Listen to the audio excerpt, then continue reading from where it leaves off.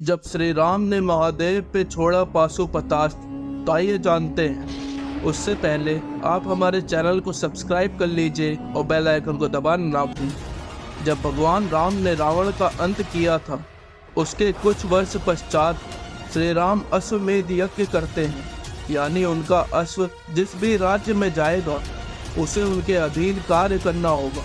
यदि वह उनके अधीन कार्य करने से मना करेंगे तब उस राज्य को उनसे युद्ध करना होगा।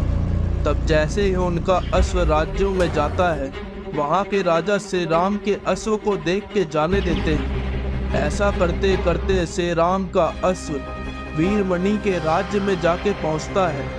तभी उस अश्व को देख के वहाँ के राजा का पुत्र उस अश्व को बंदी बना लेता है।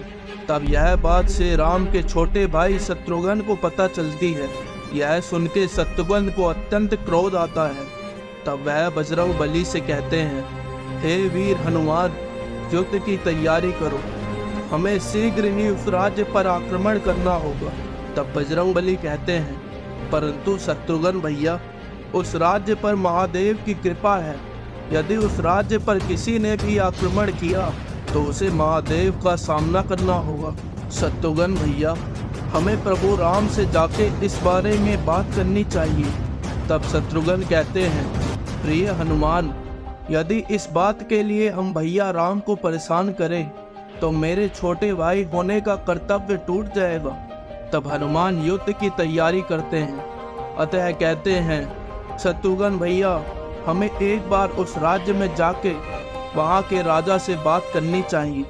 तब शत्रुघ्न कहते हैं, प्रिय हनुमान, अब बात विवाद का समय खत्म हो गया, अब बस युद्ध होगा। अतः वह सोचेंगे अयोध्या कमजोर है। तब हनुमान उनकी बात स्वीकार कर लेते हैं।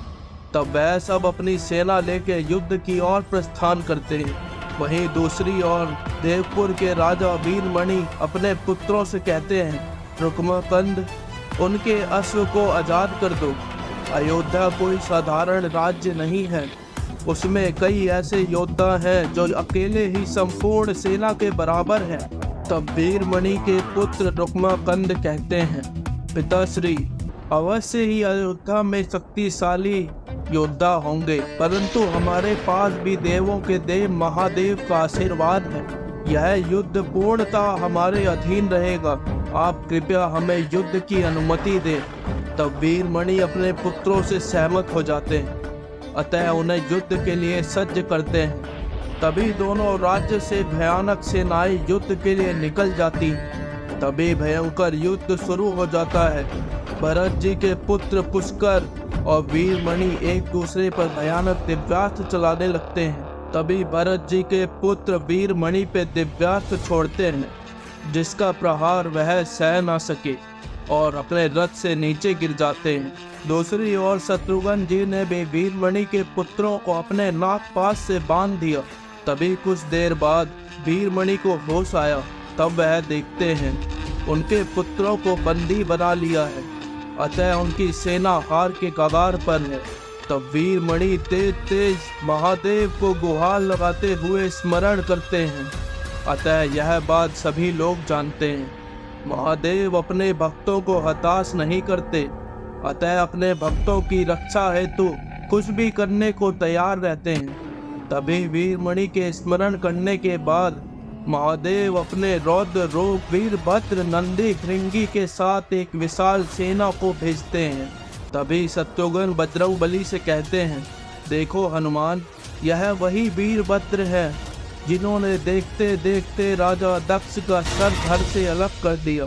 पता नहीं हम कैसे वीरभद्र और उनके अनुचरों का सामना कर पाएंगे। इसी के कुछ समय पश्चात उन सबका महादेव के अनुचरों के साथ युद्ध होने लगा।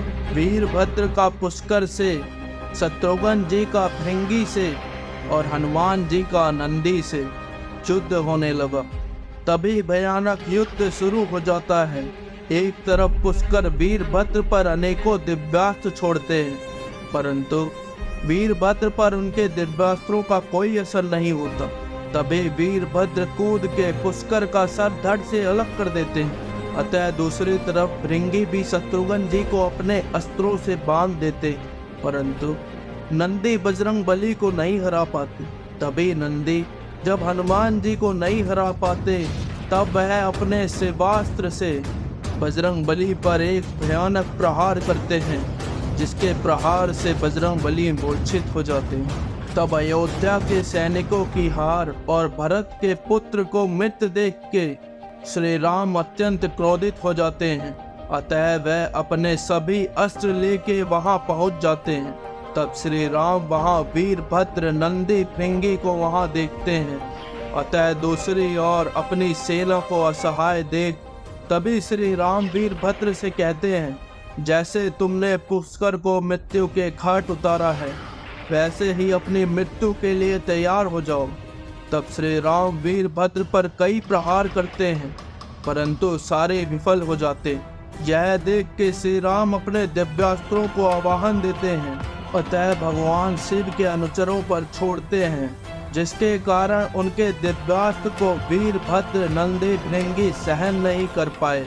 अतः वह मूर्छित हो जाते हैं। इन सबको मूर्छित देख सभी शिवगण अपने महादेव को पुकारते हैं। जब महादेव ने देखा कि उनके शिवगण मुश्किल में हैं, तब महादेव क्रोध में युद्ध में कूदते हैं। श्री राम विष्णु के अवतार थे, अतः उनके सामने थे महादेव। इनके युद्ध के कारण समग्र सृष्टि का विनाश हो सकता था, इसलिए देवता उन दोनों के एक दूसरे के विरुद्ध देख के भय से कांपने लगते।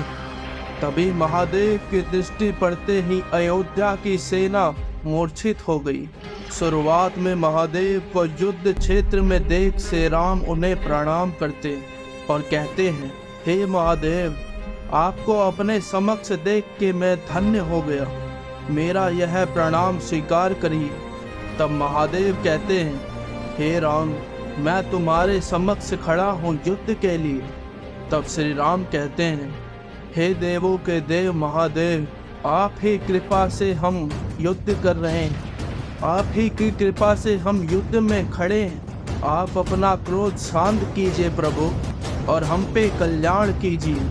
तब महादेव कहते हैं, हे राम, मैं जानता हूँ आप विष्णु के अवतार हैं, परंतु मैंने अपने भक्तों को वचन दिया है, अतः मैं उनको दिया वचन नहीं तोड़ सकता हूँ। इसलिए राम, मुझ पे प्रहार करो और मुझे परास्त करो, यही तुम्हारा क्षत्रिय धर्म कहता है। तब श्री राम महादेव को प्रणाम करके अपने पाशुपतास्त्र को महादेव पे छोड़ते हैं। तब वह अस्त्र भी महादेव के भीतर चला जाता है, अतः उनके भीतर जाके उनके हृदय में लगता है, जिससे महादेव का हृदय शांत हो जाता है। तब महादेव कहते हैं, मैं तुमसे प्रसन्न हूँ राम, मुझसे कोई वरदान मांगो।